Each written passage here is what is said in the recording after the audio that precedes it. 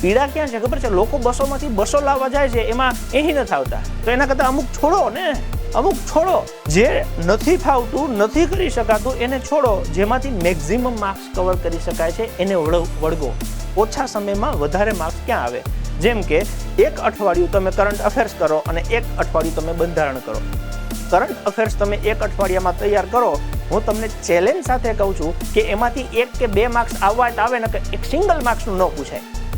અને એની જગ્યાએ તમે 8 દિવસ બંધારણને આપો. હું તમને છાતી ઠોકીને કહું છું કે કોન્સ્ટેબલના 30 માર્ક્સના પેપરમાંથી તમે 20 ઉપર માર્ક્સ લાવો ખાલી એક જ વીકમાં. તમને એવું લાગે છે કે બંધારણ અઘરું છે, પણ એ તો તમે માની લીધું ને. તમે કેદી અઠવાડિયું બેઠા છો?